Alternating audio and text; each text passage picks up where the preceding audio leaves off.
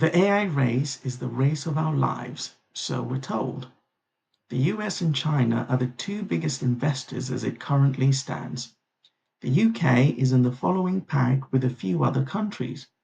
But Keir Starmer made a speech in January saying that the UK wants to be the leader in AI. Now, what does this mean? Why does it matter? And maybe more importantly, is it realistic? So, the first question, what does it mean to be the leader in AI? Starmer, in his speech, talks about AI makers and AI takers, the makers being the countries that make the AI and export it, and the takers being those that import it. He obviously wants the UK to be the makers. It's a somewhat simplified picture, but essentially, the maker is the winner and the takers are the rest of the world. The problem is, what's the AI goal? This is somewhat unclear.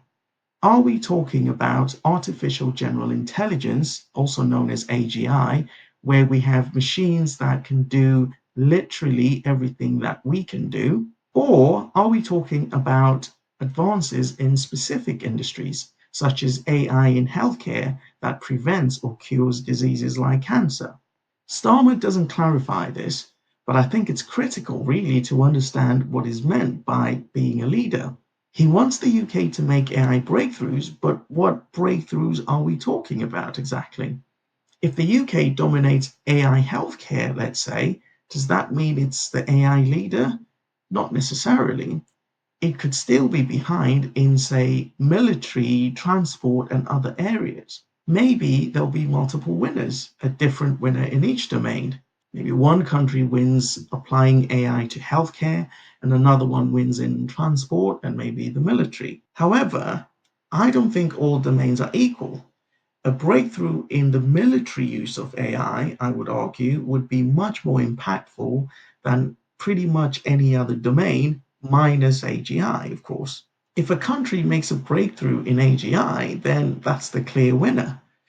AGI will change the world in significant ways, essentially changing the world as we know it. So, although Starmer isn't really clear on what he means by AI leader, I think AI military dominance or AGI should be the standard.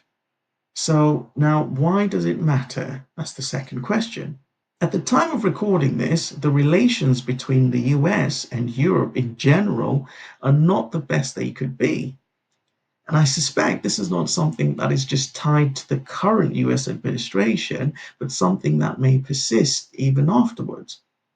And this is not a political channel, so I don't want to go into what the politics should be or how the politics will turn out in the future, not least because no one really knows anyway. However, relations between countries provide context to the AI race. Ordinarily, allies would in effect be in the race together.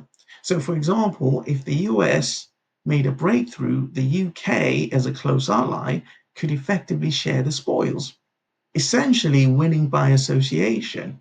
Even if the US rightfully took the breakthrough credit, the UK, as a close ally, would get the same benefits.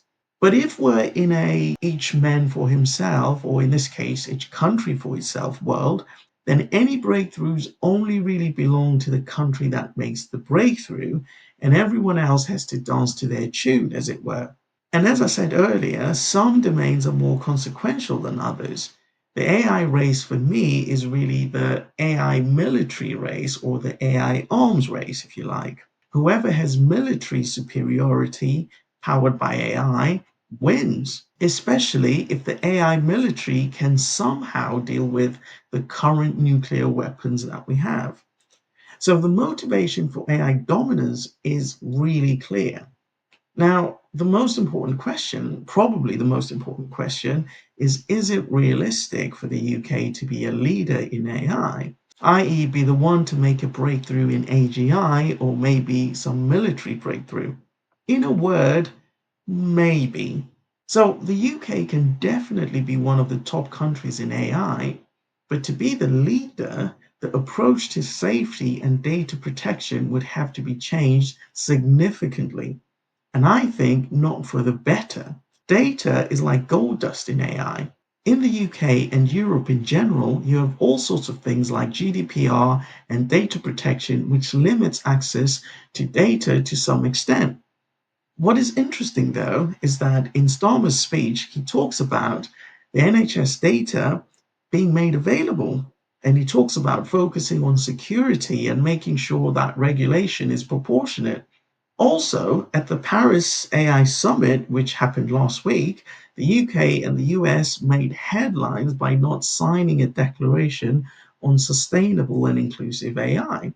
The reasoning from the government was something like the declaration didn't make it clear enough around global governance and the impact on national security.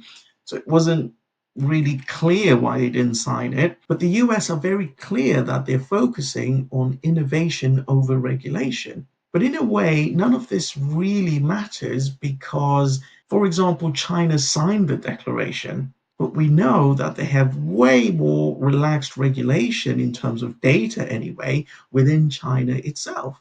So I'm not sure these declarations actually mean that much. They say things like, the AI should be ethical and have no bias, but unless these things are quantified, they don't really mean that much. The UK can only be an AI leader if it strips its regulation, and there are signs that this is happening.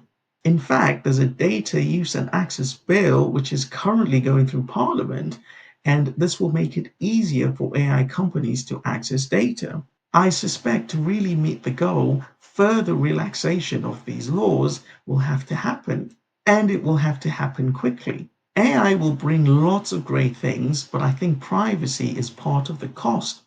I don't have that much of an issue with it personally, but I imagine a lot of people may do. Let me know what you think, and thanks for watching.